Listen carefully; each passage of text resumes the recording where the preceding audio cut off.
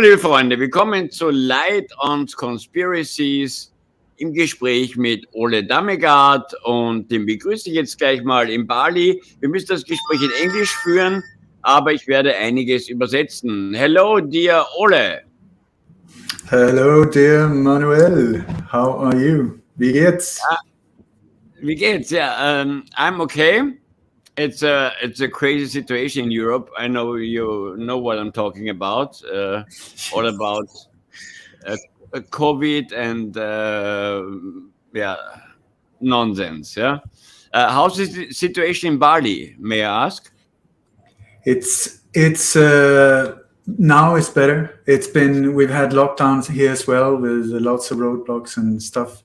But on the whole, I'm very happy to be here for sure. We're very blessed. We actually escaped from Spain about a year ago because of the situation there. So I'm very grateful every single day to be here. Ja, also um es kurz zu übersetzen, also er ist vor 20 Jahren schon von Schweden nach Spanien geflüchtet oder ausgewandert und jetzt lebt er in Bali. Auch da gibt es Lockdowns und Covid-Verordnungen, aber er lässt sich von denen nicht beeindrucken. Ole, you are one, if not one of the biggest names in the international context about conspiracy analysis. I don't call it theories. You are an analyst. What was your motivation and how does it begin?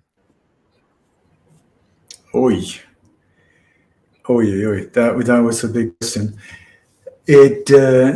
I think it came with me when I was born, actually, and it now turns out that I've been living a double life without knowing it, that both my parents were involved in the so-called Gladio network, which is a NATO ghost army, and they were part of after the Second World War and in the mid-50s, they were part of building that network in Denmark. So I was born into it without really knowing it.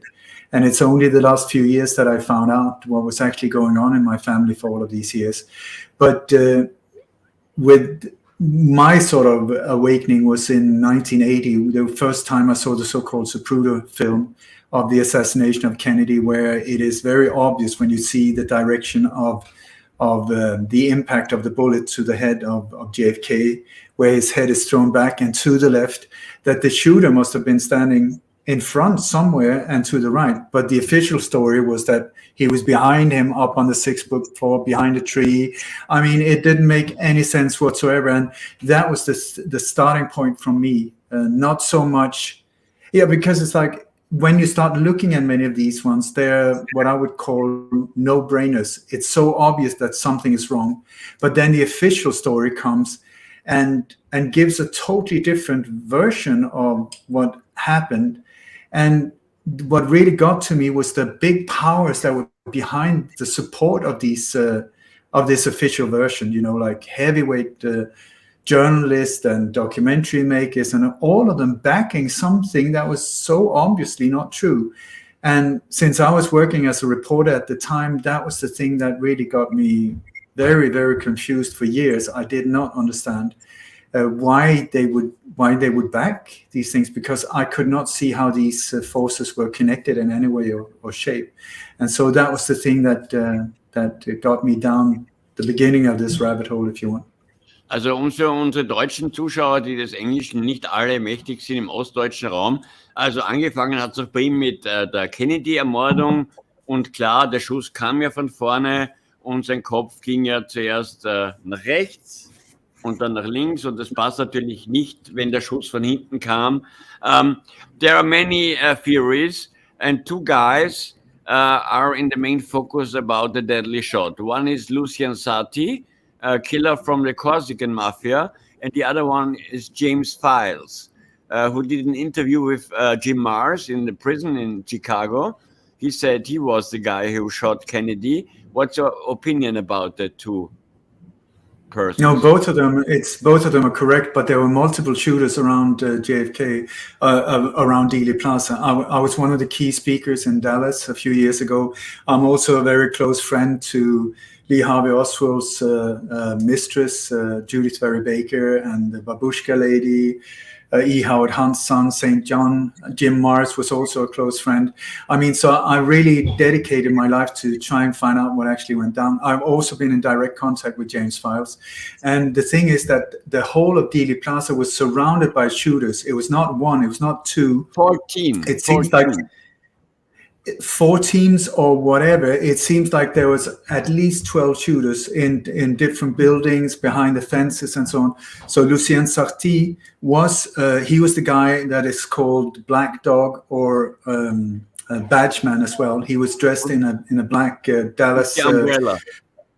No. The guy with the umbrella man, his name was Roy Hargraves. He was also part of the team. His task was with the umbrella, it was not raining, but with the umbrella, he was showing the crossing point for the different shooters so that everybody would shoot at the same time instead of, because they were trying to blame it on one person. So they couldn't have like 12 different shots being fired.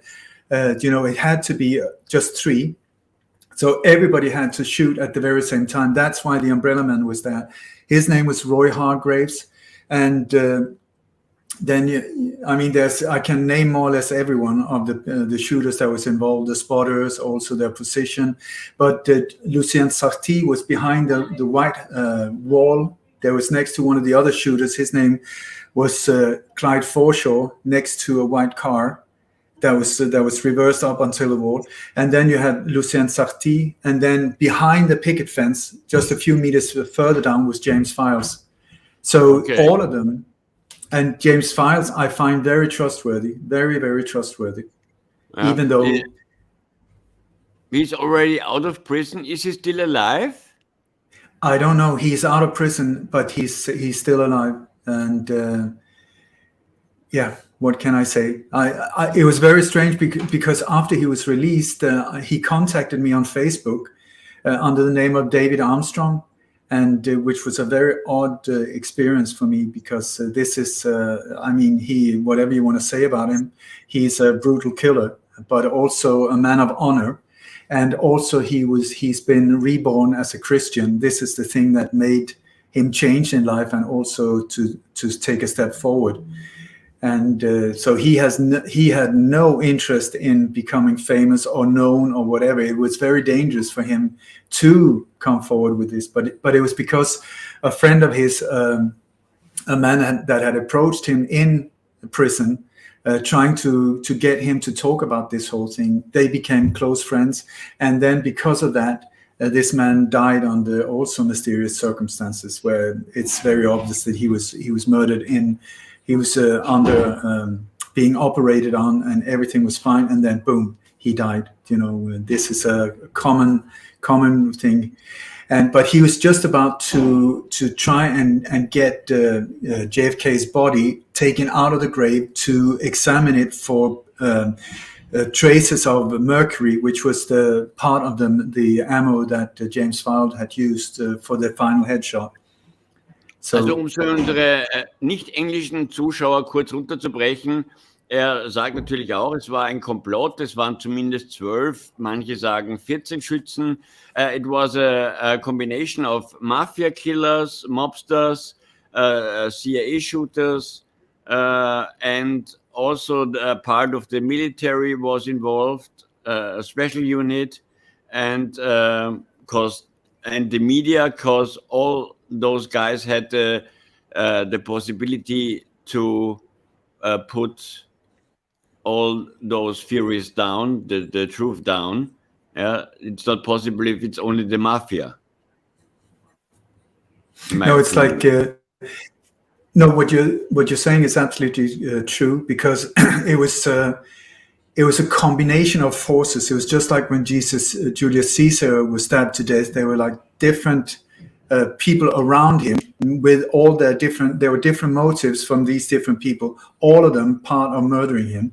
And it was also when Julius Caesar was killed, they made sure that everybody involved stabbed him as well, so that no one could blame at anyone else without going down themselves. And here, in this case, most of the forces involved also brought shooters to Dealey Plaza this day.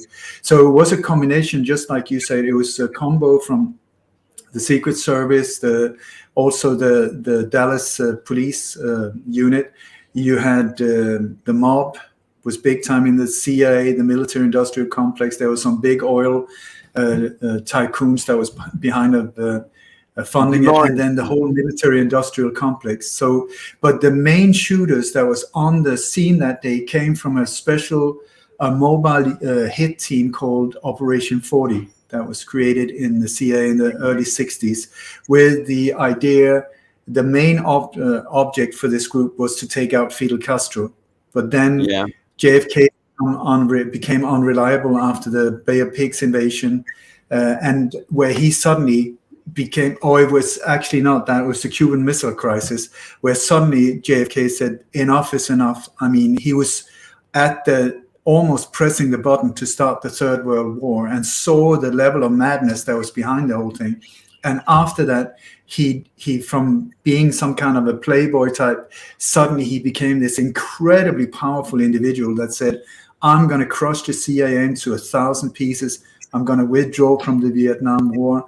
I'm going to stop the drug import from that thing. I'm going to stop the Israeli nuclear power program. I'm going to, destroy the Federal Reserve and make the currency free, money free for the Americans. And there were many different reasons why he was taken out. But we all know the reasons: the silver dollar, the fact that he didn't want to make war against Russian, Cuba. There was a situation about the ships, but I think all our viewers know about this fact. John Hunt, you told John Hunt, the son of E. Howard Hunt. E. Howard Hunt was the man with his deathbed confession. He put out some names like David Morales and George de Mohrenschildt. This is this oil man you're talking about before, I think. E. Howard Hunt was one of the architects of the assassination, and also one of the team leaders in this whole thing. He also brought some of the money to the operation, and he's an old wolf in this whole thing. And he was also one of the key people behind the creation and the operation of Operation 40, this team of assassins that was a mobile unit, where other key people in the CIA was Ted Shalk. No, sorry. The Grey Ghost. What the hell is his name? I'm sorry. I had an absolute blank out. And then you had George Bush Sr. as the paymaster, actually, for this assassination team. He was there on location that day as well. So de Mohrenschildt was absolutely not involved in the assassination itself. He was part of setting up Lee Harvey Oswald as the patsy.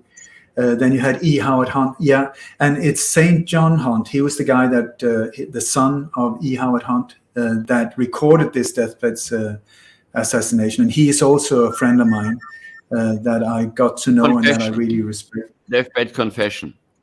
Exactly. Because you said assassination. Exactly. But, okay, sorry, deathbed confession. And this, but when you look into these operations, you have to understand how they are set up. They are set up by design, totally compartmentalized, so that not even the people that are involved in the operation know the whole picture. They only know their little part, and it's very, very important for them also not to ask questions, not to know more than their little task, because in the world of assassins, if you know too much, the chances of you to be taken out is very big as well. So even E. Howard Hunt and these other guys did not know. They knew their part of it, and they did not know the whole picture. It's only on a higher level. You need to know. Where need to know chain. That is the one. Yeah. What I see as a very funny thing is we all know E. Howard Hunt was one of the Watergate burglars, and he was arrested, and in the prison he did make a call to Richard Nixon, the president, and he said, "Dear Richie, put me out and give me $1 million, or I will speak about the Bay of Pig invasion," which was a keyword for the Kennedy assassination. And some months later, a plane crashed with the wife of E. Howard Hunt. Yeah, that was St. John's mother that died there. She was on the way with a reporter to Chicago. I think it was flight 353 that crashed down there. That was blown up there. It was, and it's like St. John. What he says is that my dad was involved in killing one president, and another president killed my mother. He's got a very, very tragic story when you think of it. He loved his mother especially, so it's. But it feels to me that it's almost like myself being the son of agents, like NATO agents. He was the son of a CIA agent, and it's almost like our generation has to heal the wounds that our parents have been part of creating. So it's like almost like on a karmic circle. So the Kennedy assassination is, for the most of our viewers, cold coffee. I think most of our viewers know what happened, not any details, but the main plot. Let's speak about some newer conspiracy facts. You wrote me about my 9/11 documentary, where I tried in a short movie, 1 hour, to put out the main facts. I could put in some more, but Bill Cooper's radio show is in no other documentary. Yeah, where he said on the 2nd July 2001, Osama bin Laden is planning to attack the USA. Be prepared, but it will not be Osama bin Laden. Yeah, and then he was shot. Yeah, this is unfortunately the way it goes with most people that are too aware or too good at predicting these things and dissecting them. And but this is the area that I've specialized in as well. So it is a very uncomfortable place to be sometimes. And unfortunately, Bill Cooper, he ended in a violent way. Yeah, it's very tragic. I had a book of him, The Apocalyptic Writers, is the German title. A very good book. And we had so many dead whistleblowers and eye viewers, like in the Kennedy. It's always the same blueprint. But you are an expert about puzzling. Yeah, you find puzzle stones about any event. That's your specialty. And then about those small puzzle pieces, you put out a bigger picture. I don't really know why I become good at this, because in this area I'm almost like Rain Man. I tell you, if you put me in a kitchen or you put me in other situations, I'm a total loser. But for some reason, this meat suit and this brain is it's just made for it. I mean, I remember this stuff like I don't know. But what happened over the years is that the more I learned about these operations and how they're carried out, the better understanding I started getting of how the modus operandi is being carried out and so on. And then in the year, I think it was the year 2014, in the fall of 2014, I was contacted by an anonymous insider. I still don't know who it was. And he said, I've been following you for some years. You're doing really good, but you're missing out on the clues. And I was like, I didn't understand what he meant at all. Because, and he said, no, you have to understand, when these operations are carried out, they always leave hidden clues in the forensic evidence. And I was like, why on earth would anyone do such a stupid thing? And he then said, it's because of the law of karma.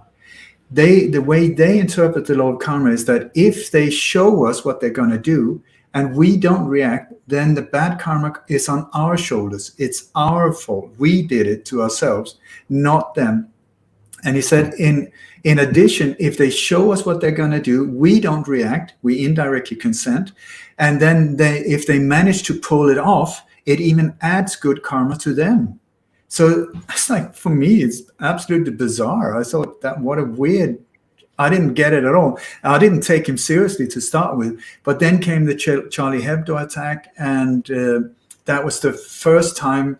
At that point, I had seen sort of things that could be sort of hidden clues about upcoming attacks with Charlie Hebdo. Charlie Hebdo was the first one I thought, whoa, because I'd found clues at an attack in outside Dublin, a power plant there, where there were clues pointing to Charlie Hebdo and to Copenhagen and to Florence, Italy. So when Charlie Hebdo happened, that was the first time I reacted, and I thought, oh my God, could this be true, what this individual told me? And so at that point, I pointed out Copenhagen, following the clues, and I went out on international radio. That was the first time I did, to expose these clues, because I've done about 1,000 interviews internationally. So, but at that point, it was the first time where I went out and said, listen, this is what I've been informed. I don't know. I have no idea, but this is the clue. This is what I think. And so I pointed out central Copenhagen, around a specific train station very close to the center, and the date, the 14th of January. And I went out and I said, please, anyone in Copenhagen, if you are there, please keep an eye open. Are there any kind of security drills going down that day? Because the drills are always there if there is a so-called false flag operation. So you speak about Charlie anyway, Hebdo. There are so many funny things. So sorry,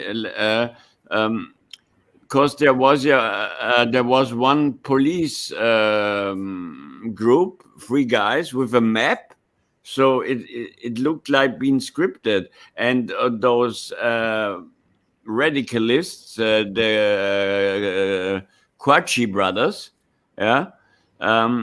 had brown eyes. And one survival secretary said the guys had blue eyes.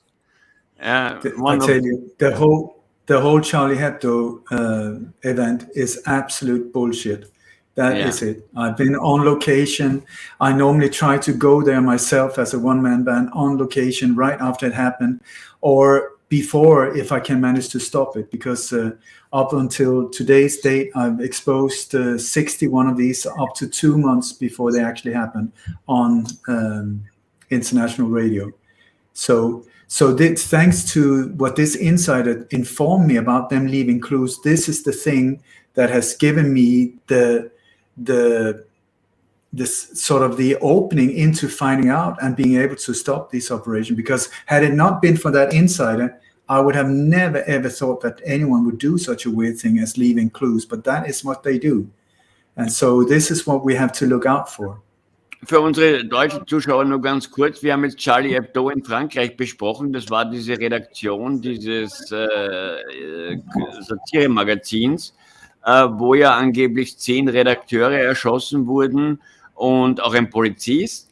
Und man sieht da eindeutig einmal am Dach, on the rooftop, there's a short video which was on YouTube deleted weeks after. There we saw some special police units with their police shooting vests on the rooftop. And there are so many things that happen. Some guys said that guys from Charlie Hebdo are living now in Israel. I don't know if this is true, but it's a theory. No, one of the police officer that was officially killed there, he is an Israeli agent. He went to live in Buenos Aires afterwards. He was paid $666,000, interesting amount, for his part of this operation. And no, it's like, once you start getting into this area, you will see that so many times we're looking at events that are claimed to be real events. But once you start really digging into it, you find out, no, this is something totally different. And this is what is called so-called a false flag operation, where actually the attacked one is actually the attacker. It's a total mindfuck.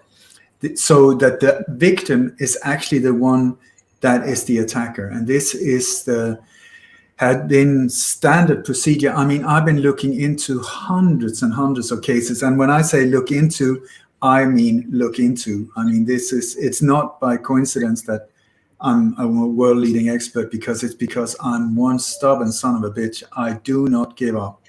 And so I spend thousands of hours looking into the details. And because of this has made me good at it. And so, yeah. Um es zu übersetzen, er hat da tausende Stunden rein investiert, alleine in Charlie Hebdo, um diesen ganzen Schwachsinn als das darzustellen, was es war, nämlich Schwachsinn. Er berichtet davon, dass dieser angeblich erschossene Polizist jetzt in Buenos Aires lebt und $666.000 bekommen hätte. Ein interessanter Betrag. You're from Sweden. What's your opinion about Olof Palme assassination? Oh, God.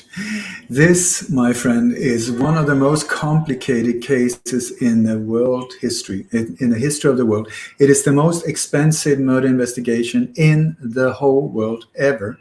It's more than 2 billion Swedish kronor. And I tell you, I've spent almost 30 years looking into this one. I've written a book that is almost 1,000 pages long. Very, very detailed, with lots of names and photos and documents and all of it. And to get into this case, I normally need like 5-6 hours, because it is an absolutely mind-blowing case.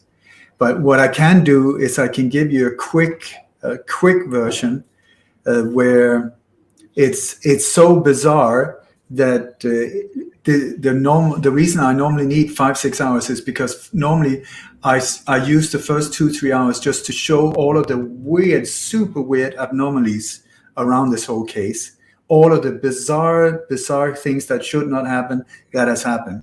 And then after that, I present, okay, now you know what actually went down. So how is that even possible? And that's when I reserve what I believe is the real truth. And I'll be happy to share it to you, but it's going to sound pretty bizarre. Rock and roll. Okay, so the official story is very similar to the JFK assassination, that a lone crazy guy, drug addict, mistook the Swedish president for his drug dealer because he had the same fur hat on, and ran home, got a hold of a gun because he was pissed off with his drug dealer, and he had seen him go into a cinema.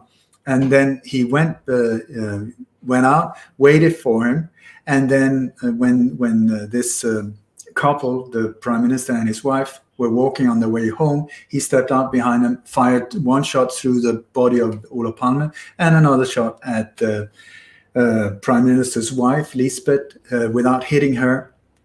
And then the prime minister, boom, died right away, and he ran off. The shooter ran off. That's the official story. And this was then blamed on a drug dealer, but a drug addict in Sweden called Christer Pettersson. And up until now, more or less, everybody is like, the question is, was it Christer Pettersson or was it not? That's more or less the only thing. Just like Lee Harvey Oswald is still after all of these years, when it's super obvious that he had absolutely nothing to do with it, that's the question. Was it Oswald or was it not? Or could there be another shooter? Yeah, there were lots of them. Anyway, but in the Olof Palme assassination, after 30 years, what I have been finding out and also presented, and for many years been looked upon like an absolute like wee-oo. Now more and more people are starting to really back what I've been saying. What I'm saying is that Olof Palme was playing a double. He had a double life. He was officially the protector of the weak and vulnerable, countries like Nicaragua, Cuba, the Palestine, and so on. But actually, he was a Bilderberger. He was working for the elite, and he was one in there. But he was like a Trojan horse with getting access into these countries by being their hero and so on. But anyway, so he was, in my world, he was a dirty dog. And one of the things that he was very sexual, and he had affairs right, left, and center, including bisexual affairs with men. This has come now forward more and more. And in 1980, in the early 80s, he found out that he was HIV positive, whatever that is, because now AIDS and HIV is a big question mark. You know, the whole virus scene is changing, so it's very hard to know what actually went on. But what has been labeled HIV is what he was diagnosed with. This was in the beginning of the whole AIDS era. Nobody knew about it hardly. And it was like this gay plague horror disease that only homosexual men could get at that time. That, you know, Rock Hudson had just stepped forward, being the first celebrities. And it was at this point where he found out that he was actually HIV positive. And so he was in a situation that was very difficult, because either he had to step forward, because with this disease, it doesn't take that long before it really shows. You know, you can't hide the disease because it's so horrible. Anyway, so there were a series of panic meetings with a handful of key people where they were going through the different options. And one option was to step forward saying, I'm very sorry, I've had gay sex, I've had secret affairs. The whole thing, his whole career, everything around him would go straight down the drain, including his name forever, his reputation of his family, everything would go straight down the drain. So his advisor, Carl Lidbom, came up with an idea. Why don't we, just like JFK who and Martin Luther King, who became saints the second the bullet entered their head, they became saints, and the legend was born, you know, forever and ever. JFK, neon lights, the whole shebang. Why don't we do something similar with you? What we'll do is we'll arrange a fake shooting, a fake assassination, where you're actually taken out the back door, flown out in a private jet down to the south of Europe, where you will get the best treatment possible. Your family can come and visit you. You will have your mistresses. You will live a life in luxury.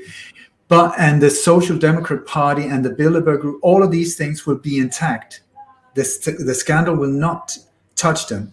So what they did was they started arranging for a fake assassination, but they couldn't do a fake one because of the danger of blackmailing. So what they did, they had to recruit real shooters, which they did in South Africa through a colonel called Craig Williamson. They got a hit team together down there, and this hit team believed that it was a real assassination attempt. So they were flown into Stockholm in the end of 1985, the beginning of 86. The assassination, the official story of the assassination was on the 28th of February that he was officially shot. But so this whole process, while this was taking place and the assassination was being prepared by real assassins, Olof Palme himself was doing everything he could to clear his name, to destroy all evidence, you know, with him being involved in arms dealings. And I mean, you had in the DDR, he was very much involved with these forces. The Bofors massive scandal, he was involved with that, with Rajiv Gandhi, and many, many other things like that. I saw two Swedish TV documentaries, and they are all speaking about the walkie-talkie men, which are, in their opinion, a part of right-wing police officers, part of the Gladio network.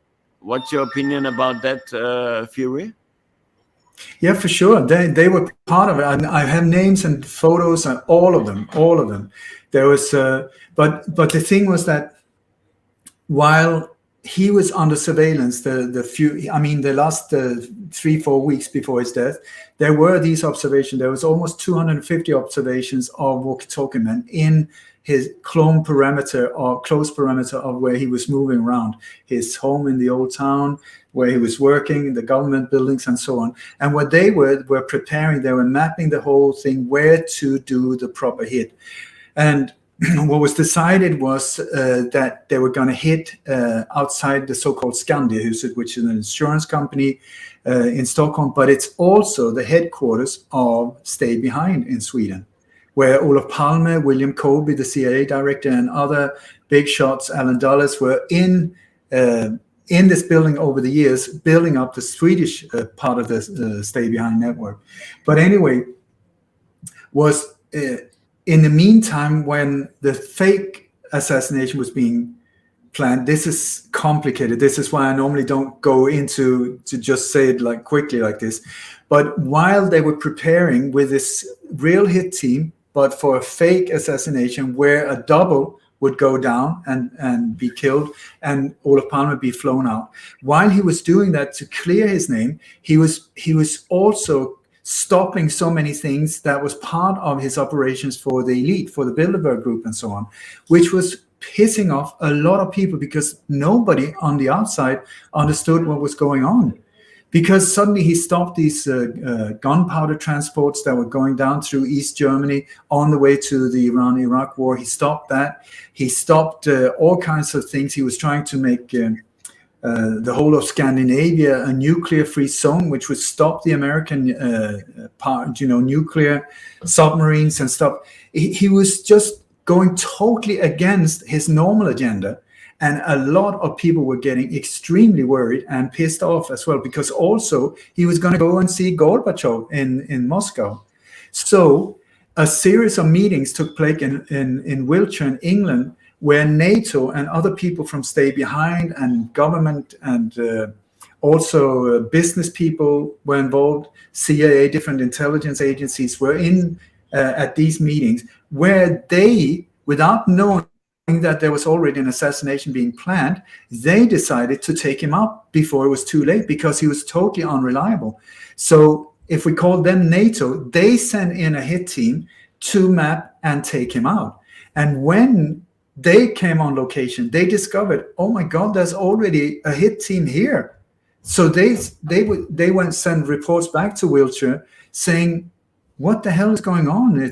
And then NATO, or whatever you want to call them, these forces decided, why don't we just stalk them like with stealth? We go right behind them all the time and make sure that the day they go live and they shoot him, we make sure that they actually succeed in doing it. And then we blame it on them. We expose them so that there will never, ever be anything that can be traced back to us. But we make sure that the job is well done. So there were 2 hit teams that day in Stockholm, or the weeks beforehand, where the first one, the fake one, had no idea about NATO, and they were not aware of even that it was a fake, planned fake assassination, because there was one key person. His name was Carl Gustav Östling, who was sort of like a Swedish James Bond type, who his task was to deliver weapons to this hit team, coming from South Africa, and giving them cars and where to live and food and all of these things. We're organizing that through also this small little group of right-wing police officers called the Baseball Gang. They were the ones taking care of them. But the whole thing was that he should, at the day of the assassination, exchange the ammunition for blanks at the time of the assassination. That was the whole thing, so that the killers even thought that they had shot him, because otherwise there was this massive risk of blackmail, that they could turn around and blackmail the people behind it. And at the same time, they couldn't use their own people, because it would be so easy for someone like myself to track them down and just say, oh my God, it must have been Palme himself who was doing it. So they were in a difficult situation. And then at the time of the assassination, that evening, what happened was that both team was activated, but the guy who was supposed to exchange the ammo had an appendix, an urgent appendix, inflamed appendix. So he was taken in to the emergency and operated on. Just when the day before the assassination, he woke up on the operation table. They had just sewn him together, and he was like, "What date is it? What date is it?" And then they said it's the 28th. So he left the hospital more or less bleeding, to try and get there in time to exchange the ammunition, which they did. He didn't manage to do it. It's a super complex thing. If you go to my website, lightonconspiracies.com, there's the world's biggest murder mystery. You can see that's like the 6-hour presentations where I go through the whole thing. But what I'm telling you now, www. Light on Conspiracies, plural.com. Conspiracies.com. So, wer also da mehr Informationen haben möchte, bitte hier draufschauen. What happened, I can just tell you this, that he did not get murdered that night. He did not get murdered. But the NATO team, who got murdered was the double that they had placed with him. This sounds super confusing. I'm very sorry, but I cannot explain this more clearer. I hope if you go in and you check out the 6-hour presentation where I take you through step by step, you will see for yourself. Or my book as well, it's now been translated to German. It's called Startstreife in Zeitlupe, I think is the word. You can find it in the shop here as well. So in that, it's like the official story could fit in on half a page, and then so either that is correct and I'm full of bullshit, or this extremely detailed book which has been called A Bomb by Michael Moore's agent, A Bomb of Truth, where I go into extreme detail just describing bum bada bum bada bum bada bum bum bada bum bada bum bada bum, and then you can make up your own mind after that. But it's like people who have read it, they say this is a bulletproof case that is just, yeah. But the official story still stands. I am officially an absolute tinfoil hat, and I'm being stopped and censored and whatever. But this is just one of so many different cases that I put thousands and thousands and thousands of hours into. Also für die nicht englischmächtigen ostdeutschen Zuschauer, die halt leider nur Russisch können, ich wiederhole es nochmal, er hat da tausende Stunden investiert allein in diesen Olof Palme-Mord, und Olof Palme war seinen Informationen nach homosexuell und auch HIV-positiv. Jetzt kann man über dieses Virus streiten, aber darum geht es nicht. Und es gab natürlich mehrere Hit-Teams. Aus Südafrika wurde eines eingeflogen, das ist auch bekannt. Aber Olof Palme soll überlebt haben und jetzt unter einem anderen Namen irgendwo leben. Is it true what I said now? Not really. Not he really. Was bisexual. He was bisexual. Bisexual. Okay. Yeah, because he was very much a woman's man as well. I mean, he had an affair with Shirley MacLaine, with Emma Rothschild. He has a child with Emma Rothschild even. So he's, but this is super, super, super complex to explain fast. I cannot do that. So I'm sorry about the confusion, but I tell you, if you look at in the book, everything it's said in the book, I stand by. Genau, also schaut in das Buch rein, ich blende nochmal, ihr findet das hier auf seiner Webseite lightandconspiracies.com. Da findet ihr einen langen Vortrag und auch das Buch auf Deutsch übersetzt. So, machen wir weiter. Dear Ole, after we forget, we are passing the 80s and entering the 90s. In the 90s, also many things happened. It began with Yugoslavia and, Germany, the Tag der Deutschen Einheit, which is now 30 years ago, and the Russians did their thing. They went out, but the NATO made more trouble. And going Easter, then we had 2017, this, in my opinion, grotesque narrative with that MH17 book shutdown, and also MH370, where one guy with a patent was inside, which is my information. Also, the Israelis find out that in this plane from Malaysia to Peking, a weapon was smuggled, and the Israelis didn't want their weapon in the hand of the Chinese. Is this true? you ask very wide questions, Yeah. and questions that is not easy to answer just yes or no, like that. I would say, when you go to what happened to me was that I had no idea that so many of these cases were connected. I thought separate thing. But over the years, I found that very many of these operations are connected, that they're actually carried out by quite a small little team that is mobile and being transported through different countries, a small team of assassins, a small team of operators, and so on, that are taking care of business. If there's a problem somewhere, they're being sent there, they solve the problem. And many times the way they solve problems is in a violent way. So what I found over all of these years, and I'm really, it's just not that I'm looking into thousands of hours in total. I've been looking into with thousands of hours in many of these cases. I mean, if you ask my family, it's like, it's too much. But anyway, it's my dharma. So what I found is that so many times the official story is not true. It is just not true.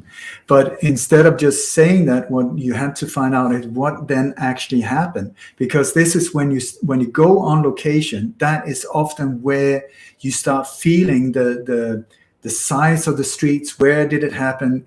How did they manage to do it, if it was an operation? And so on. The signs of these operations are very often very similar. It's like the same. Many times it's almost like watching the same Rambo movie over and over again, because it's the same script, the same templates, the same operators that are carrying out their deed, and then it's blamed on some lone crazy individual, some loner, lone wolf, whatever. But it's not. It's very often the same powers in the background: big business, money, greed, pedophile network, weapons, arms, oil, minerals, satanic trafficking of children. All of it just goes into one big mess. And then sometimes you have these operations. So to answer your question, I need to know which specific case are you asking about, this or that or this, and then and most of them are super complex as well, so it's not easy to do it quickly. Let's start with the Ukrainian MH17 book narrative. Yeah, it's I know too little about these exact two flights that you're talking about. I know too little about them, so I'm the wrong person to ask. Okay, I can tell you something. The official narrative is that Putin himself. Oh, I know. Yeah, I know all of it. I know the theories as well, but I haven't looked into it enough to say anything for sure. I can tell it for you. A German investigative journalist went to the Ukraine, and we had in Germany and Austria guys who call them fact checkers. Yeah, and they made a comic, and in that comic there is one farmer who said in front of his house he saw that book. Yeah, and this journalist, Billy Six is his name, is also a documentary online, went to Ukraine, he's speaking Russian, and interviewed that farmer, and he said, no, it's bullshit. I didn't say that, and there was no book in front of my house. Yeah? And if we saw the pictures, we saw shootings, from a machine gun. And we had a pilot, a German pilot, his name is Peter Heisenko, who analyzed the first pictures, HD pictures, and he said, no, it's not possible. And the Russians put out their radar data, and there were two planes, MiG planes, and they Ukraine planes, and they shot down this plane. And the funniest thing, a TV network, Anna News from Abkhazia, went to the destination, and they find out that the most dead bodies were Asians. Yeah, and they find passports which are not valued. They were, if a passport get out of expired, exactly, that put out like a stamp, yeah? And all those crazy shit. And she told there's a smelling like where you put dead bodies inside to live longer. So her theory is that they put out the dead bodies from the MH370 to the MH17 and shot those down. I know it sounds incredible, but that's what happened. Do you know, when you look at these operations, you have to see who benefits. What is, there's more or less always a reason why these things happen. So who benefits? Follow the money, see the narrative, and then also see the diversion. So there's always a diversion. There's always somebody being blamed. That is very often not true. And so when you get into this world of operations, you will have to understand, you get into what the CIA describes as smoke and mirrors. It's labyrinths inside enigmas, inside an upside down mirror image thrown into the sea, where the in a treasure box where there's no key. It's super complex often to find out, and this is part of the operations. They are made like that, so it will point in all different directions, including that you will have so-called documentaries made that will show the official story, or they will show whatever the interest behind this thing that wants to cover it up wants to cover it up. So it's even many times the so-called media that is sent there are part of the operation as well. So it's super, super complex. And in these cases, you have my constant question is it true? Is it true? Is it true? Just because I'm being told this by this individual or that newspaper or that, is it true? And it's when you go on location, when you start talking with the witnesses yourself, just like this journalist, if that is true, that is where you start finding, where are the bodies? Are they buried? Are there actually bodies in the grave? Just because there are graves, or just because you see funerals, is it true? And so I say you have to start out with doubting everything, and then slowly start building the picture.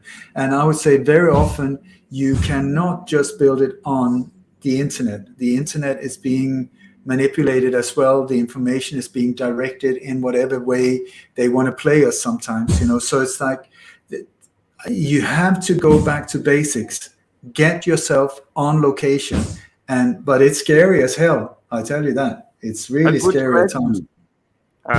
We know about all the Q movement, which came with Donald J. Trump, and many guys say that's a psyop. What's your opinion? I have not listened 5 minutes to Q at all, because I find things like that is dangerous. For me, it's dangerous, because if you want controlled media or controlled opposition, what you do is you have some kind of incredible outlet of explosive information that is amazing. So suddenly, boom, like WikiLeaks, or boom, Assange, or boom, Edward Snowden, and people go, oh my God, that is amazing. And in the beginning, you will see that 100% of the information that is being let out there is true, because you double check, you triple check, you do all of the research. Yeah, it's true. Then 6 months down the line, you don't double check it anymore, because now this is a trusted source. That is how they get to you. Because then after 6-8 months, it's not 100%, it's 95% true, and 5% handpicked propaganda. Then it's 90 and 10, then it's 80 and 20, and you still follow it. No, I know I can trust this. I know I don't have to double check. I don't have to do. And that's how they start hooking in millions and millions and millions. You have to ask yourself, an individual like Edward Snowden, for instance, I am living in a world, I'm surrounded by whistleblowers and CIA. I mean, my world, my life is like a cheap B movie, I tell you, it really is. And when I'm in contact with so many people that have incredible information, are they being let in on the arena of mainstream media? Are they ever given a chance to come forward with their information that could really change this whole world? No, absolute zero. If mainstream media ever talks about them, it's to destroy them. They ambush them and they destroy them. I've seen it over and over and over again. That is also why I get invitations to ITV and stuff like that. I say absolute no way am I going to go in, because I know how they do it. They film 8 hours of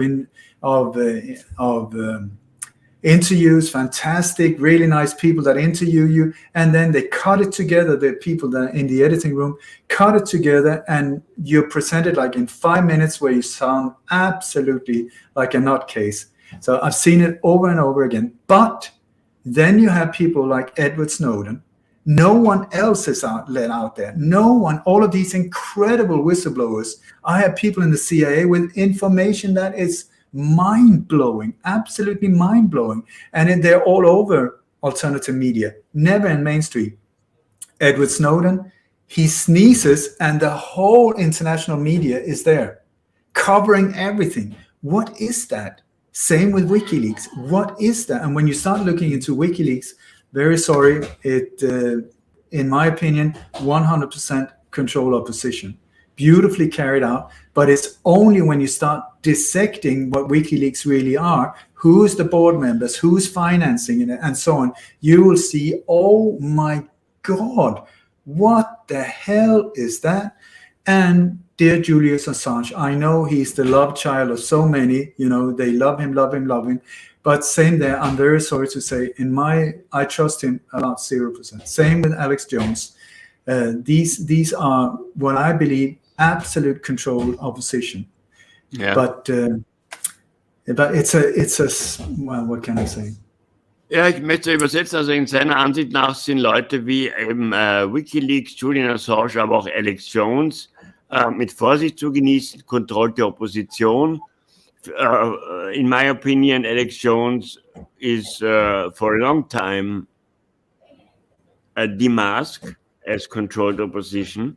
Yeah. William Cooper said this before he died. Yeah, Alex, you are a nut, and some other dirty words. Yeah. No, but he's not. He's not. He's just doing his job. Just another day at the office, but he's totally controlled. And from day one, it's not that he's bored. He was created into doing what he's doing. Yeah. He came out of nowhere, and boom. No, not nowhere. He did some documentaries in the 90s against the Clintons.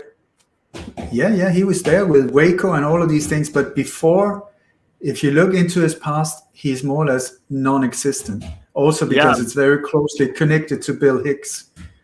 But it's like with me, I'm presented 2010, and I'm also not controlled opposition, but Alex Jones is controlled opposition. Yeah, that's not the point. What can I say? It's just, in my opinion, it is. But I live in a world where it's really, I mean, it is not dangerous areas to. I mean, I've had death threats and murder attempts and things like that. So I move around with care. I don't, I tread carefully. And also the same with who can I trust, who can I not, I've been betrayed several times really, really badly, where I was so naive. I did not see it coming at all. But so I said, there's a very interesting book called Deconstructing WikiLeaks by Daniel Estulin, where he just takes the whole thing apart, and then you see for yourself what on earth are these people doing as board members? Why are they being financed the way they are?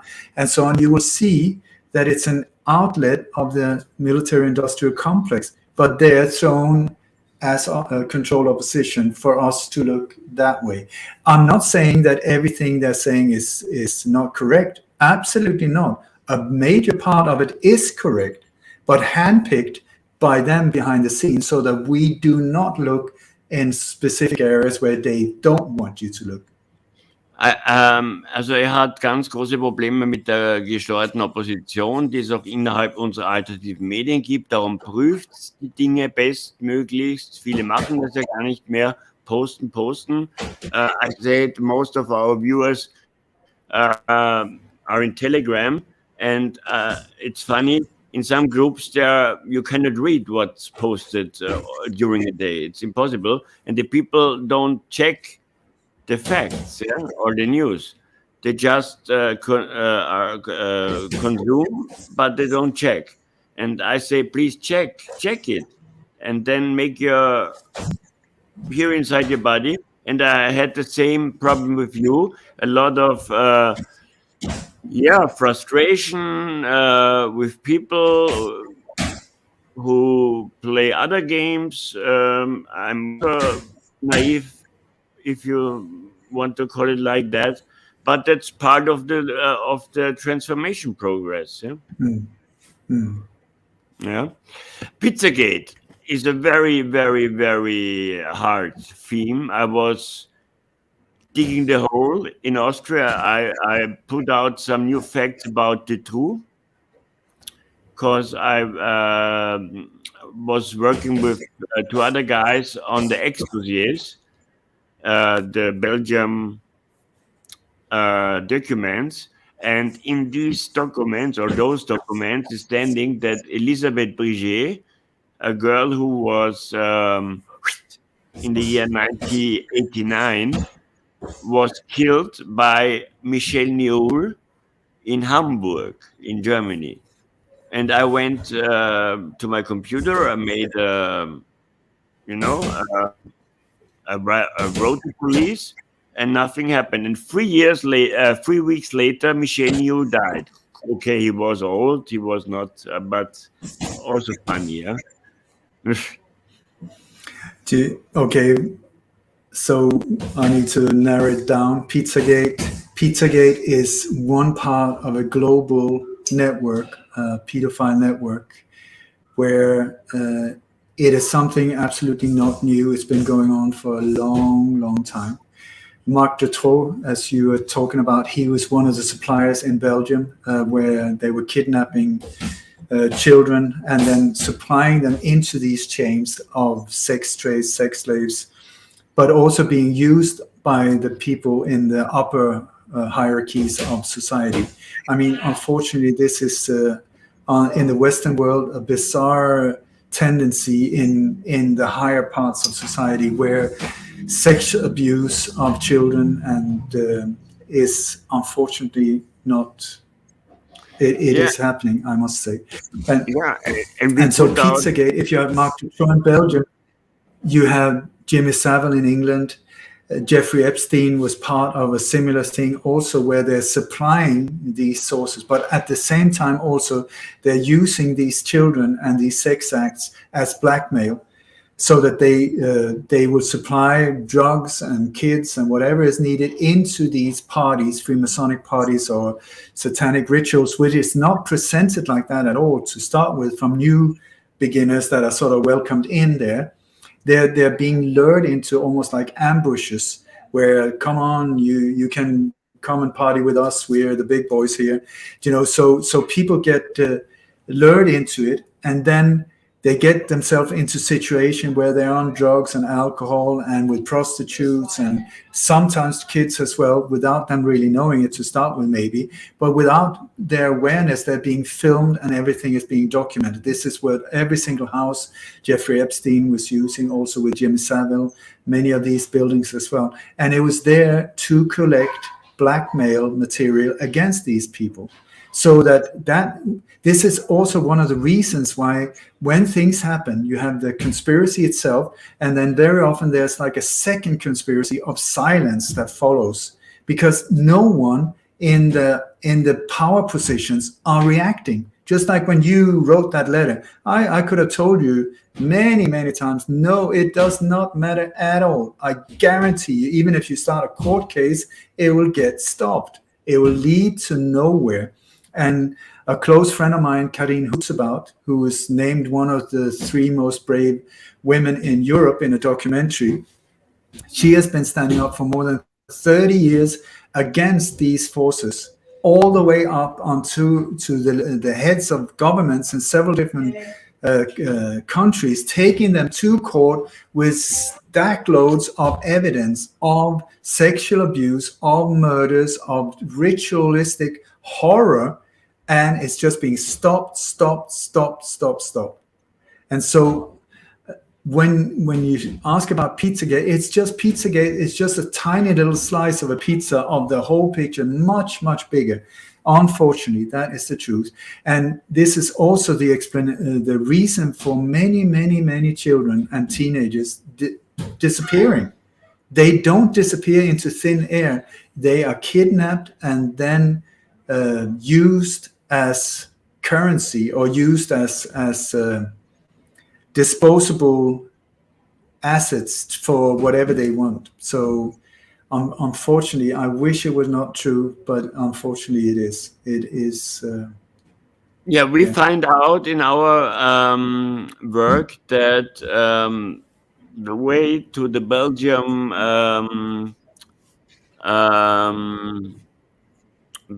elite is now clear. There are names like Louis II and Princess Winnedet Gretz, and we find 7 or 8 other aristocratic people who are inside the Dutroux network, and make their satanic orgies. That's fact. It's much, much bigger than that. It's much, much bigger than that. It's police chiefs, judges. It's like the higher top. When you hear about pedophiles, you think that, oh my God, they're standing outside the kids' playground, dirty old men, stuff like. It's not like that at all. It is the people in power position. For some reason, I don't know why, but they're into this area of child abuse. And I would say Belgium, unfortunately, is like the anus of the earth when it comes to this. It is a dark black hole of horror when it comes to this whole thing. Sorry, my language, but that is it. You got I mean, we even know the castles. One of them is called the French Mother border. of Darkness Castle. French border. Yeah. And I've been trying to organize people to on location map every single vehicle in and out, try and map the whole system of what is actually going down there. We have all kinds of evidence and witnesses that have come out from that place with horror stories. And even though people are aware of it, nothing happens because the people, the politicians, the people, the head of the military, the head of the police, the head of the judges, all of them are involved. So this is the thing. While we're sitting here playing with our belly button saying, oh, I'm so worried, these children are suffering in a way that you can't even imagine. I mean, the stories that comes out, I mean, this is the reason I can only go in and I go in and out of this area because it's too much for me to handle. But there's absolutely no excuse for us to just sit and play with our remotes and saying, well, somebody has to do something. The ones that has to do something is us, it's you, it's me, and so on. And we cannot let it go on. Please. I mean, it's only when people suddenly get their own child abducted, then they get involved. Think about all of the rest of us. Could be any of us, Two things. It's funny that now I'm streaming from a small channel because all my channels were deleted on YouTube. And the funny thing is, they deleted a mainstream media documentation about the 27 dead,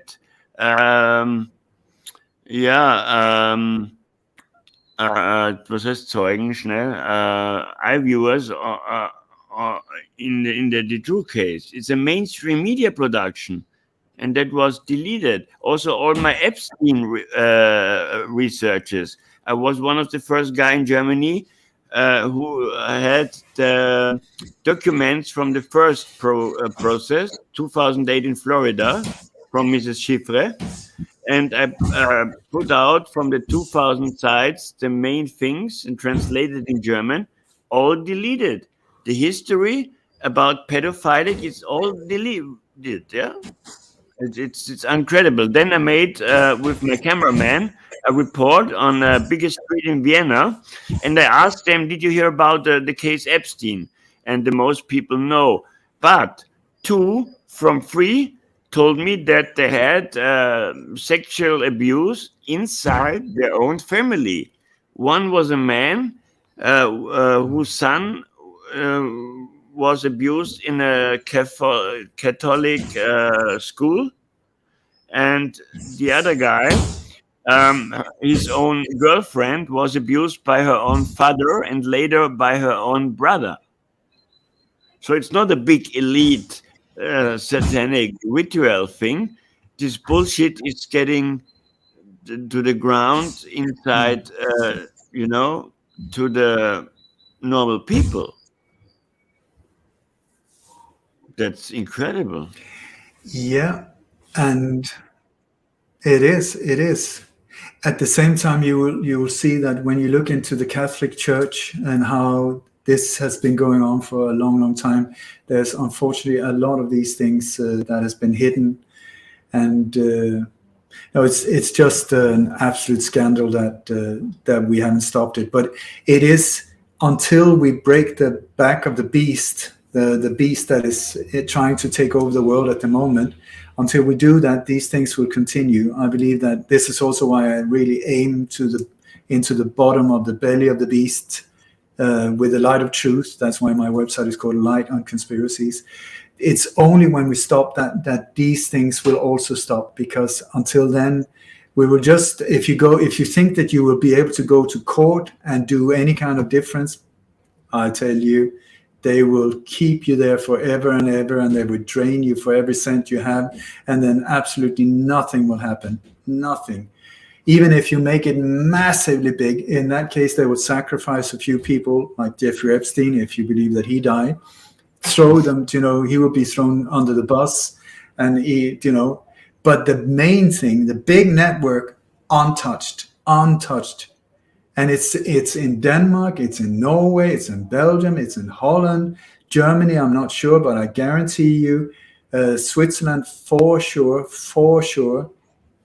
and in the US and in so many different areas.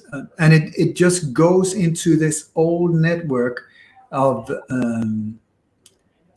it's very, very bizarre when you get to that level of these things. And that's one of the reasons for so many conspiracies, because they need to cover these things up.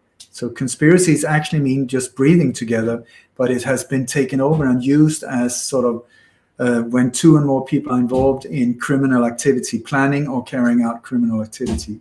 And so here, through these networks, that is how they control a lot of the players. Ole, now I have a question about the Swedish community. Sweden is inside the European Union, for me, like a testing balloon. Digital money, also chipping. What's your opinion? Why are the Swedish people so easy to have for that nonsense? I was born in Denmark, but I grew up in Sweden from the age of 8. So I've seen Sweden from the inside. I love Sweden. I love the Swede as such, but there is a specific trade personality trait with a Swede that is very, very good for the dark forces. And that is that it's a very gentle, normally a very gentle, considerate, low-spoken person who cares about dogs and animals and his children and so on, but are cowards.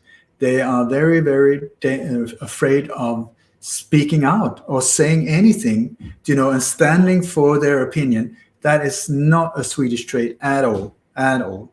It's much more defensive and duck and dive and this whole thing. And so over the years, also because one of the major players in the deep state, so-called deep state, is a Swedish family called Wallenberg that is not known to a lot of people. Their motto is to rule without visibility. And that is exactly what they're doing. They have been in a major player globally without most of us knowing about. I was not aware of it. I knew their name, but I did not know the level of their involvement. And now what's going on in the world now, a major part is controlled by this family through their companies, Ericsson, Investor, ABB, IT&T, they have indirectly. So they control the power supply in more than 180 countries, the telephone communication setup, the transfer of digital currency, the 5G development, so many other areas. So just like you say, I would very strongly suggest that Sweden has been used as a test run area. They tested on the Swedish population and see how much can we push here, how hard can we push. And then when the Swedes finally say enough, okay, they say, okay, great, now we know.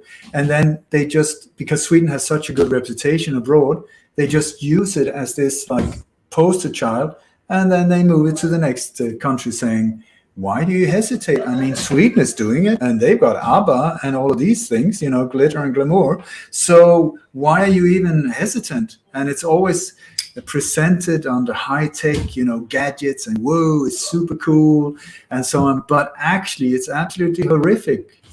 So many things comes from Sweden, like the central bank system. Sweden was the world's first central bank. The first digitalized, chipped passport. The whole chipping thing was developed in Sweden in the 70s and onwards. The involvement with the CIA is unbelievable in different areas, or not just CIA, but in different areas of the intelligence community that actually are connected at the top of the power pyramid. Down here on a street level, they look separate. Up here, they're very much connected. And so, but also the digital currency thing, that is, when you look at it, it looks really good because it's so handy, but it's actually your freedom out the window. Because once it's all digitalized and you don't have cash money, if there's any problem with your card or your chip in your forehead or hand or whatever, you are screwed. That is it. Because then the one that controls your chip is the one that controls your buying possibilities or power or anything. You can be totally controlled through that way. So it's like in Sweden, it's a key player in this whole thing. And it's not by coincidence that it's a neutral country. Same as Switzerland. That is another bad boy in this whole thing. Sorry? Austria is also a neutral country. Austria? Yeah, and it's under this whole thing where you have this polished surface. Say, oh, we're so good, we're so kind. We don't want to choose sides because we're so peaceful. Okay, Sweden's so peaceful, yet they have some of the world's most advanced weapon technology being developed there through Saab, Bofors. And I mean, it's unbelievable what's going on behind the scenes. And then the Swedes are sitting there. Oh, it's like we're the white conscious of the world. The rest of the world. Why are they fighting? They should be friends. We should. Sitting judging and looking down on so many other nations when it's actually the thing comes from Sweden. And it's unbelievable when you think of it. The Stockholm syndrome, even, that's not a coincidence, falling in love with your own principle. Question. Before I was speaking about your playing with puzzle pieces to build a bigger picture. It's a lot of work, and there is also the danger that you maybe could enter a trap, took out the wrong picture, a fake picture. How did you work to get sure that you are not put in any fakes or Secret Service bullshit? I'm never sure. It's like, but the thing is, what has developed over the years is that I've been able to predict things. Because if you can predict something, and I say it on international radio, and then boom, it happens. That shows I was actually correct on that one. If I just speculate, I say this might happen, blah blah blah, and it never happens, then well, I was right, I was wrong, I can claim whatever. But it's when I actually has been able to say this one, it's going to happen there, please be aware, it's going to happen, and then boom, it happened. That is when there's a tick at the... But then I've taken it to the next level, where predicting it and then being able to stop several of these ones as well. Where, okay. And that is... So actually, Manuel, my last name has become a verb. #Dammegard or #Dammegarding is actually to find the hidden clues and predict, expose, or stop an upcoming event. I'm not the one, of course, that has made it a verb, but it's become sort of a thing I'm going to do some Dammegarding or #Dammegard. So indirectly, that is something that I'm very proud of, I must say. Ich habe mir jetzt gefragt, weil Ole Dammegard wurde dadurch bekannt, dass er immer wieder von sämtlichen Events sich sämtliche Fotos hergeholt hat, die so verglichen hat und daraus ein größeres Bild gezeichnet hat. Und ich habe ihn jetzt gefragt, wie sicher er dagegen konnte, dass er da nicht irgendwelchen Geheimdienstfallen aufgesessen ist. Also er hat gesagt, sicher kann er sich da nie sein, aber er konnte ja auch schon Ereignisse voraussagen. Und aufgrund dieser Tatsache bestätigt das doch seine Arbeit. Für diejenigen, die jetzt hier sagen, sie verstehen kein Wort, die deutsche Übersetzung. Dear Ole, two big topics I have on my list now. Now we're living in times of a pandemic situation. What's your opinion about that pandemic situation? If you go to my website, lightonconspiracies.com, on the topics, there's one called Ole's Handpicked Videos. And in that, there's one, in several of these ones, I'm talking about how they had planned hell on earth and how we managed to stop it. In that, I go through a lot of the things that I've been involved in stopping that was planned for the world, where COVID is just like a pink and fluffy version of what actually was planned. It was planned to be so much worse than what actually happened. What I can say to you quickly is that COVID as a virus, I fear it not at all. I mean, anyone with COVID, come on, I'll give you a kiss and a hug and a kick in the butt at any time. I'll be happy to go to Wuhan. I've been on tour in these COVID times. I've hugged every single person. I always stand outside welcoming everybody. So in Sweden, I was hugging about 400 people when the COVID was raging in Sweden. It's absolutely not true. What is true is the New World Order, Agenda 21, the Fourth Industrial Revolution. That is true. And this is what is being carried out under the cover of this virus.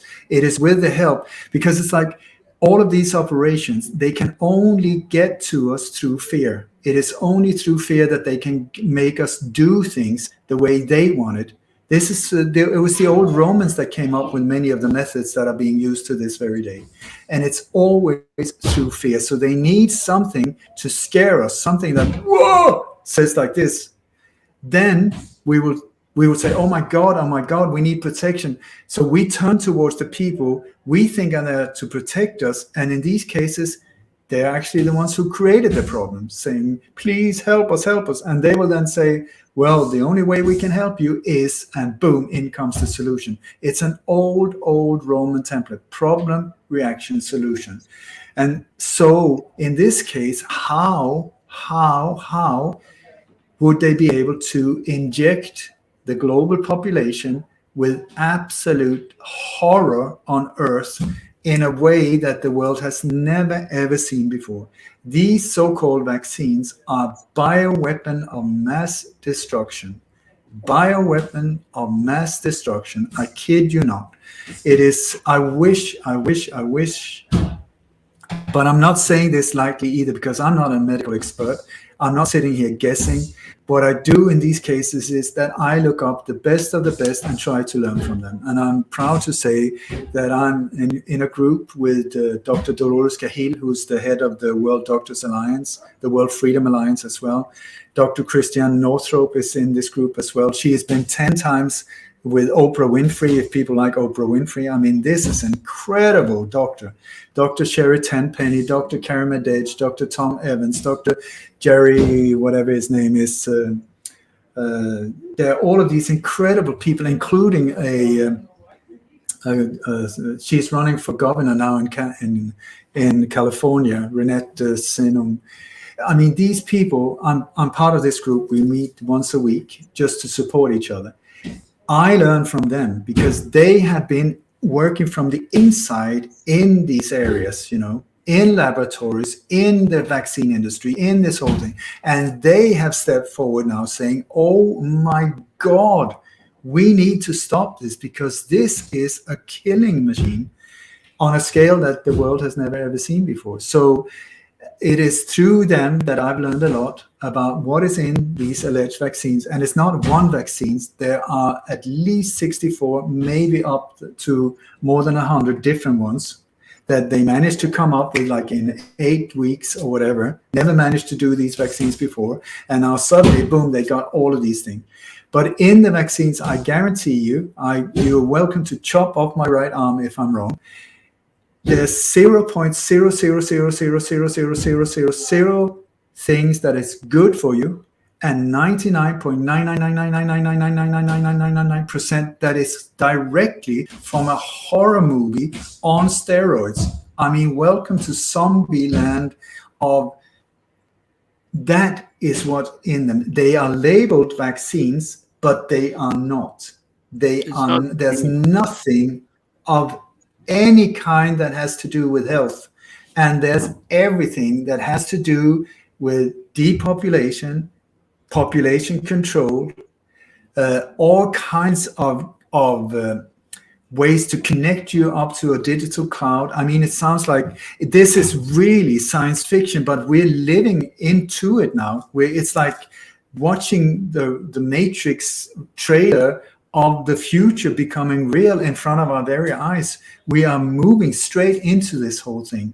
And if we don't do anything about it, it's bad news and good night, because this is a world that will not be very nice to live in if we do not stand up, peaceful, but stand up in the name of truth and just say, absolute no way am I going to consent, and absolutely no way are you getting any kind of getting close to me or my loved one with one of these deadly things that you got in your hand. I don't care what title you have, a white robe or whatever, doesn't matter. You can just, mark my word, piss off and leave us alone. Leave us alone. And if these vaccines are so good that you say, then it should be enough for you. If you're scared, you jab yourself, then you should be protected. Then you can leave the rest of us alone that don't want it. But no, that's not what they say. They say everybody needs to be vaccinated.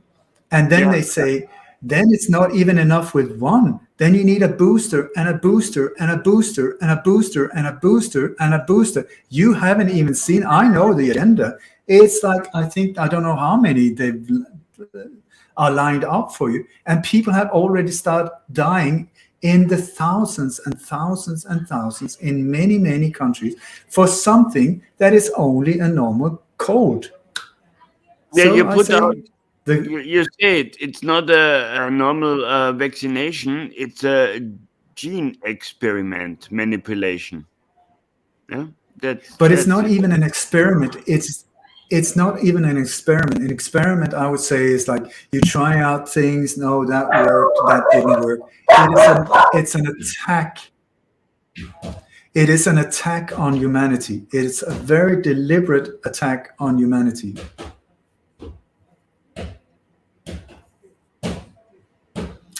I'm not sure if you're still there, but I am. So if I can say to any one of you who are listening here, I ask you from the bottom of my heart, please, please, please inform yourself before you get near to any of these needles. Because the thing is, once it's in your system, it is very, very, very hard to get out. It is very hard to get out. So your option is to do it before. Do not fall into the trap of saying, oh, but I want to go and see Granny. I want to go and see my parents again. I feel, so just to be able to travel. The thing is that now more and more airlines are now saying you cannot travel if you've been vaccinated because the risk of blood clots are so high that we cannot have vaccinated people on board. Most of the people who have died have been vaccinated. Most of the people who dies are in hospitals. Most of the people who dies are on ventilators. It's not the unvaccinated here that are dying. It's the other way around. And it's just a very, very tragic, but it is almost like humanity is separating into two. Like if you look on a microscope, when you see a cell, how life actually becomes life is like a one cell that suddenly for some reason divides into two. And it's almost like humanity is doing that at the moment, where you got the vaccinated and the unvaccinated are becoming like two separate entities, because this is at least the way I start seeing it. The very interesting thing, most of our politics or actors went to Klaus Schwab's and in the year 2019, the Austrian Chancellor, Sebastian Kurz, is talking about the Agenda 2050. And he said, he went to China and your children are very playing loud. But anyway. Sorry. He said it was an eye-opener for him, because his understanding on democratic and liberality and our things are not have no future. We have to live, and that was 1 year before COVID. We have to live with less freedom, with less of anything, to get in the future only a little bit of what we call Wohlstand. That what we have, money, and that's not possible in the future because China is a big problem, and it was an eye-opener. And 1 year later, COVID came. It's very surprised. It is what is being taking place now goes under the operation name of Agenda 21. And in Agenda 21, or it's also called the Fourth Industrial Revolution, it is a small little group of people, or whatever you want to call them, the 1% or less, that is trying to take control of everything. And it's right there in the open. They haven't been trying to hide this. It's been very, very, knowledge available for all of us for many years. I've been knowing about this since the early 90s, what the plan was in this area. But if you look at what is being presented now by the World Economic Forum and Klaus Schwab, which, he even looks like Dr. Evil. It's just a cat that is missing. Not that it's not him. He is just like a player down on the theater stage. It's absolutely not him. It's not Gates. It's not these type of players. They're down Fauci, and these are lower level players. We're talking about totally different ones in the background. Anyway, now I lost the thread. I'm sorry about the background noise. There's somebody outside the office here practicing, I think, kickboxing or something. No problem.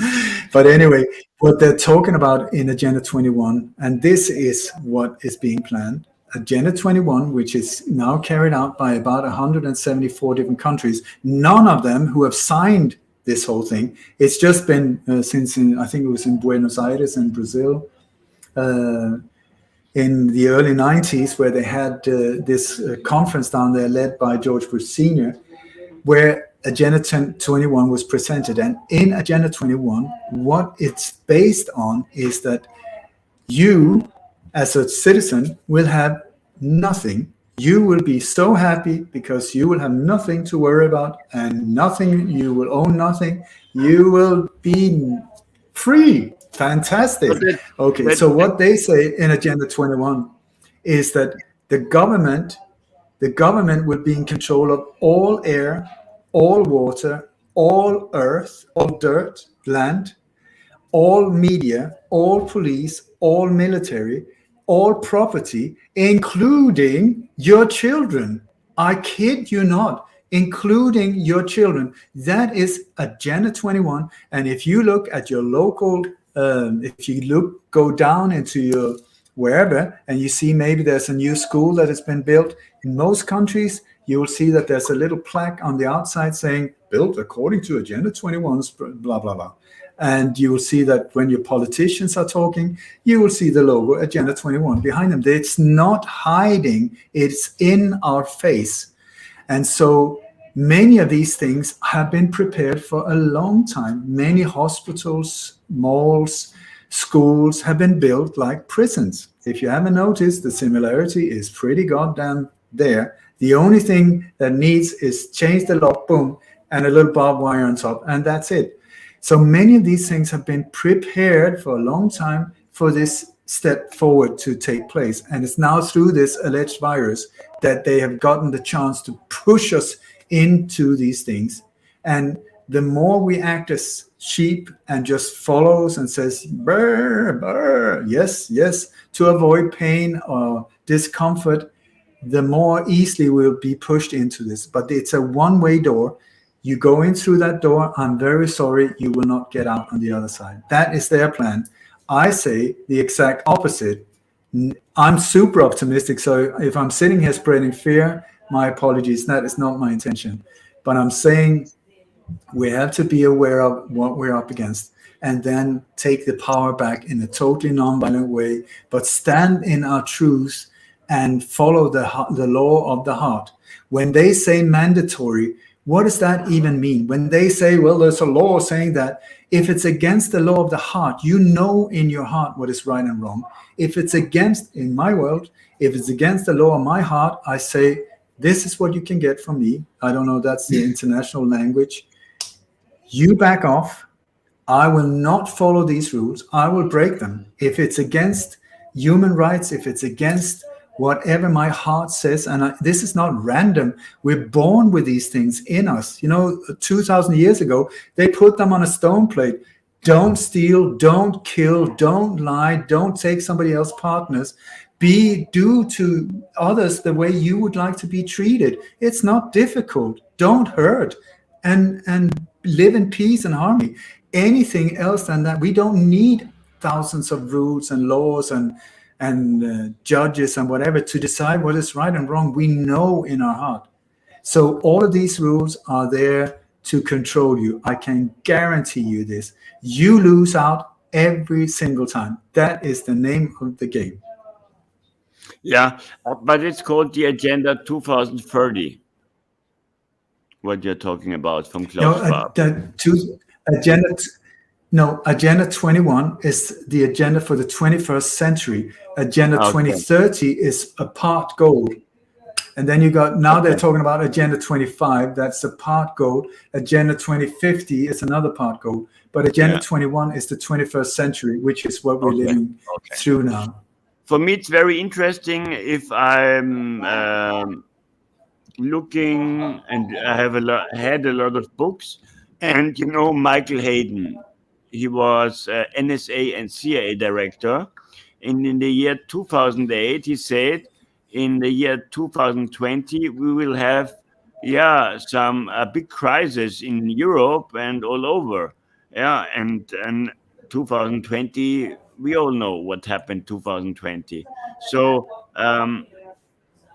it's like a master plan, no? And what I want to say, I'm demasked. I'm running without FFP2 mask or any mask in Austria since 19 or 20 months now. I'm kissing people, I'm hugging people like you told before, and I never got that fucking virus. Yeah, so it's a big lie. It is a big lie. I mean, in certain areas, there are some kind of disease at times. What that is, it's very strange to know, or very difficult to know, because the symptoms are very different from different areas.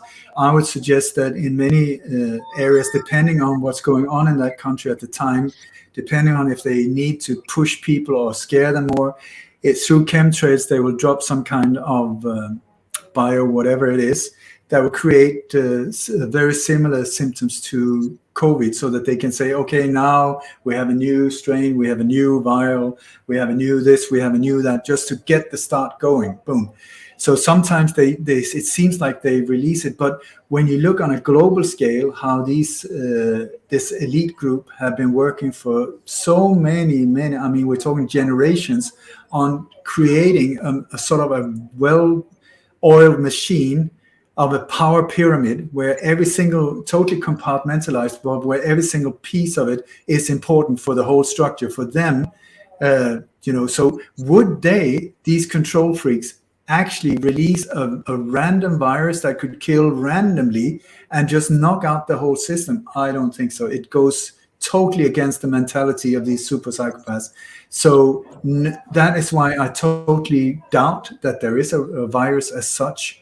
But you will see that it's through the vaccines, it's in the vaccines, that is what is making people very sick, that is what is killing people. I have a friend here who's doing dark microscope blood cell analysis, where you can see the blood the way it should be, and then you see, I mean, my blood was quite messed up when I had, because of radiation and stuff, but when you see people who have been vaccinated, oh my God, it's like, it really is like a war zone. And it looks, you can see this on an international basis now, where so many doctors are stepping forward saying, we've never seen anything like it. We don't know what it is. We have no idea. It's like, and it's the same with the tests, unfortunately. There's a lot of graphene oxide. There's a lot of also nanotechnology on these ones, up your nose, things like that. The key thing is stay away from these things as far as you can. This is what I say. I am not going to get anything up my nose, down my throat, up my butt. No way is that going to happen for any kind of convenience, or take the vaccine. I mean, if somebody came in with a machine gun in one door and these needles through the other one, I would fight them the same way. I would see the exact same type of level of danger entering. Shot me. Sorry? Shot me. Say again? Shot me. Shoot? Yeah, shoot me. If they come with a needle, yeah. It's even called a shot, you know? Yeah. 20 years ago, 9/11 was happening. And I don't want to speak now on my documentary, but we had some similarities on that COVID, because 9/11 was the beginning of the big cut of the mass media. in my opinion. Yeah. And now we have the same narrative. All who is bringing another theory inside that topic is branded as a conspiracy theorist, anti-Semite, and all those nonsense. We know those games. 9/11, 20 years ago. What's your opinion right now?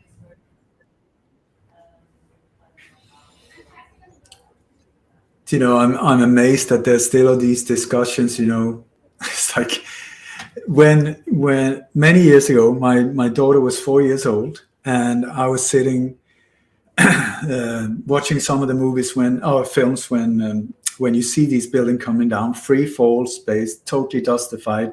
They're just coming down, these massive buildings. And so my daughter came running in. She was naked and really happy.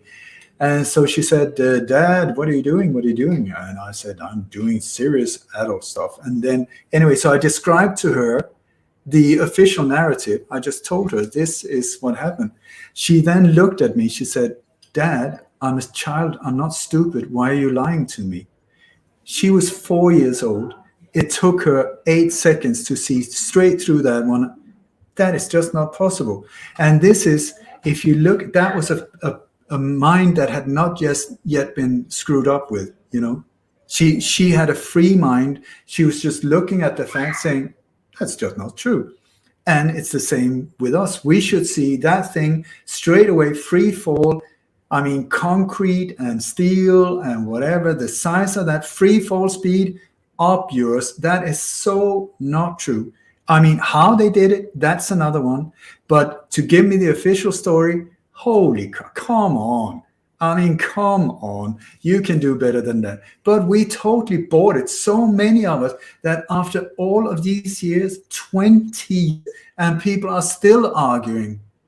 And I'm like, I would say, so how about instead of arguing among each other, why not try and find out what are these individuals who is actually behind it? What are they up to today? This is what we're living through right now, because you had the same force behind the Kennedy assassination. It got upgraded in some certain areas. 9/11 was, I would say JFK, the first major cornerstone where they really started moving forward. Then they went through the whole 60s and just went berserk in so many different areas where they grabbed a lot of power. Then in 9/11, you got the same key players, like even Bush Sr. in the background, who was the paymaster of of the JFK assassination. He was right there as well, major player in 9/11. He even said on 9/11, 10 years before, he's presented the new world order. This is what we're going to do. There's nothing you can do about it. So you just bend over, pull down your pants, and let us rape you. That was what he said openly like that. Then 9/11, 11 years later, I think it was 10 or 11 years later, boom, it happened on the day. And so then we have the third cornerstone was COVID when they released that operation. That was so it's the same forces behind it. It's not China, it's not the US, it's the same forces behind it. A small little power elite, just like the Wizard of Oz. This is key. When you see the Wizard of Oz, they sounds and look so powerful, so no way you can win over it ever. David and Goliath, forget about it. You just surrender. There's nothing you can do. But what did happen with the Wizard of Oz? Dorothy, this brave little girl, she went up and she started, instead of seeing this monster, this powerful wizard, she saw that there was a curtain and a cable going in under the curtain. So she goes up and just out of curiosity, being not afraid, pulls the curtain, and what does she see? A tiny little old man, tiny little, no talent, no power, no muscles, no nothing, sitting behind the curtain with a big microphone and a massive amplifier. That's media for you, saying, I'm powerful and you're weak. Well, absolutely not. Absolutely not. They, I would say, when you look at, and I've been really tracking these dudes down, they are in the thousands. When you look at the top of the pyramid, which by the way is upside down, It's the bottom of the bottom of the bottom. That's what we're up against. I mean, it cannot go lower than these individuals or whatever they are. When you look at them, it's not that many. And in total, maybe we're looking at a few thousand. We are billions. Do you know the difference?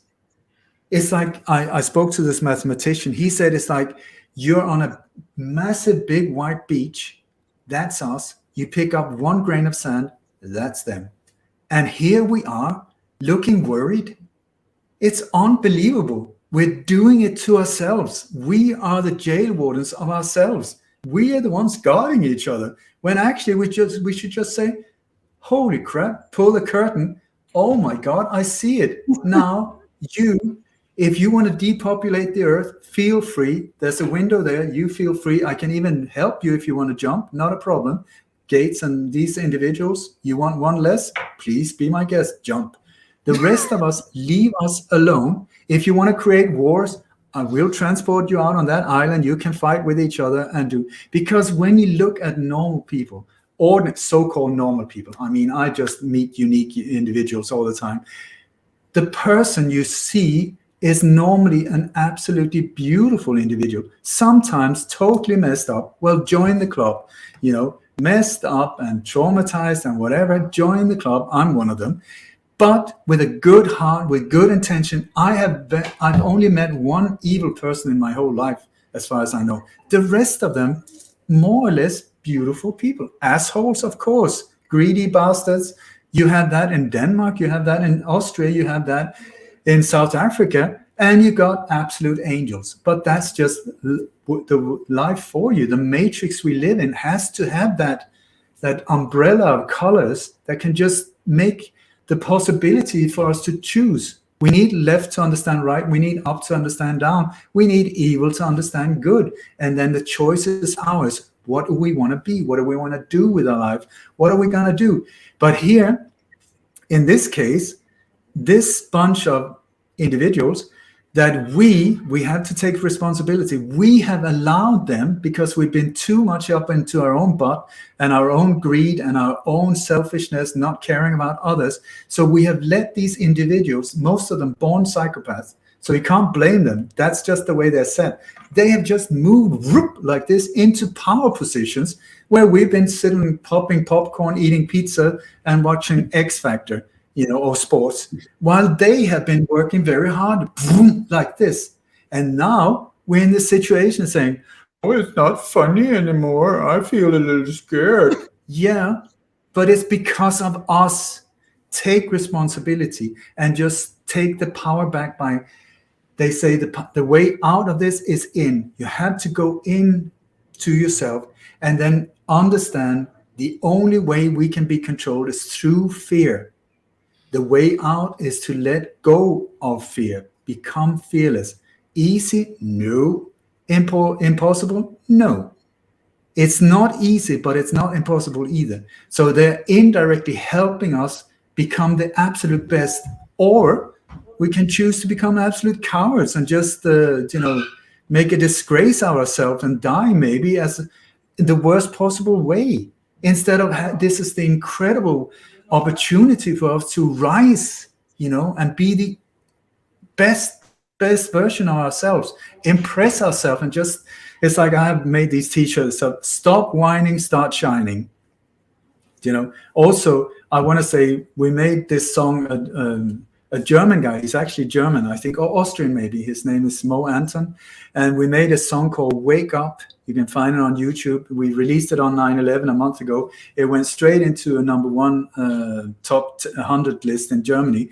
And it's just going all over the place. I'm so proud of this baby. It's called Wake Up. You can find it on YouTube, even though YouTube are censoring us in an absolutely bizarre way. We can see the number of views go down from hour to hour. It is very impressive. So we take screenshots. It's really like a joke. But anyway, yeah, it's the way it is.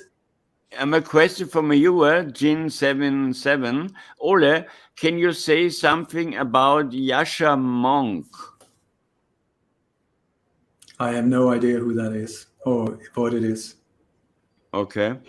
Okay.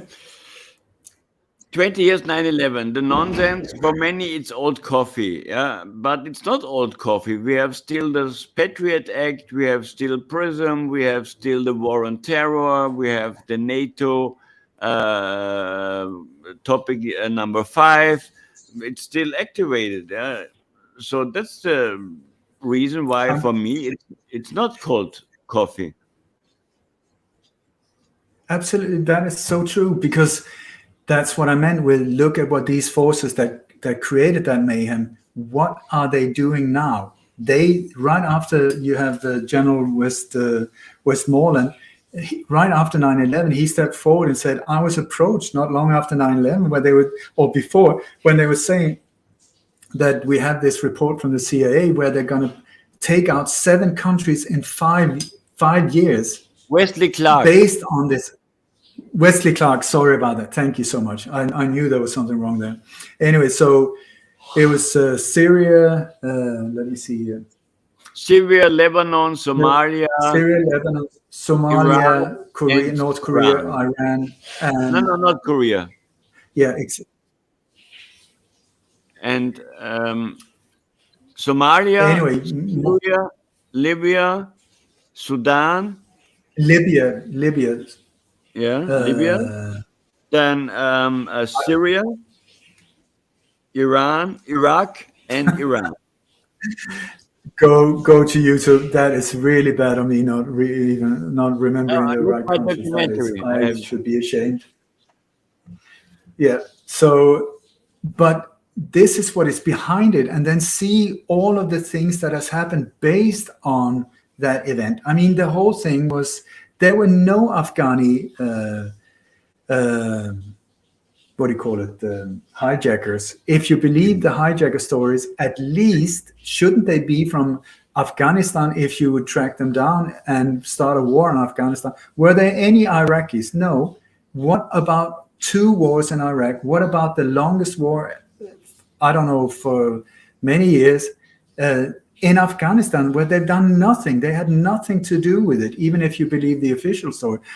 The whole thing, just like you say, the war on terror, what does that even mean? You got Homeland Security, you got the Patriot Act, you got all of these things where life before 9/11 and life after 9/11, you wouldn't even be able to recognize it. This whole thing just going through a normal airport nowadays, nothing of that would have happened had it not been for 9/11. And then all of these false flag operations that I've been part of exposing. I mean, all of it is based on zero truth. All of these years, Manuel, and now I need to leave you soon. Yeah. But anyway, during all of these years, all of these operations, all of these alleged attacks that I looked upon, all of the locations, I've been on location, on graveyards. I've been trying to track down the patsies, the terrorists, the victims, during all of these years, I have found zero real attack. And I have found 99.99 of false flag operations of private contractors, NATO, Mossad, CIA, whatever agency that is on location at the time, or really crappy like copycats, where local governments in countries like Austria and so on, they try to pull something really cheap of just using the same template, but really crappy production, that whole thing. But a real terrorist, I'm still looking for one that says Allah Akbar. Never encountered anyone. Bali here, there were 3 that they incorporated in the operation, but it was absolutely not them that pulled the big one off. So it's like we're being played, and it's affecting our daily lives in a way that most people cannot even imagine the level of it. So it's time to wake up. That's what I say. Please play my video or the song afterwards if you can. It's time to wake up. Thank you, dear Ole. And I hope we will speak in some months, maybe again. For sure. And I want to say once again, Manu, thank you so much for reaching out to the German-speaking population, because you are being censored in this area, indirectly, not maybe intentionally, but by not being English speaking. There's so much information out there in English, not so much in the German. And by the way, I also want to point out to people in Germany, did you know that Germany was never liberated after the Second World War, but are still under American occupation? Yeah, that is the one thing that you have to ask yourself. What the hell is that? That know the most people. Germany is not sovereign. So thank you, Ole. See you next time. It was a pleasure. Thank you. And I tell you, this October is going to be interesting. They've been planning a lot of not some things for this October, so we're just going to hold on our hat and let's play it as it comes along. So let's speak on January. Maybe we have blackout, maybe not. We will see. But I wish you a good time in Bali with your loved ones. Take care. And it was a big pleasure. Thank you, dear Ole. Und danke an alle Zuschauer. Schaut auf den Ole Dammegard seine Webseite, leitet uns conspiracy.com. Da findet ihr die Vorträge, aber auch Bücher. Oder unterstützt auch mich. Wie findet ihr in der Videobeschreibung? Ich sage danke fürs Zuschauen. Ich nehme das Video jetzt runter und lade es auf Telegram hoch, weil YouTube das Video sofort zensieren würde. Dear Ole, bye and see you next time. Ciao. Vielen Dank. And if anyone would like to support me, there are donation buttons and newsletters and stuff on the website. That would be extremely appreciated. Wiedersehen and all the very best. Bussi Baba. Ciao. Bye bye.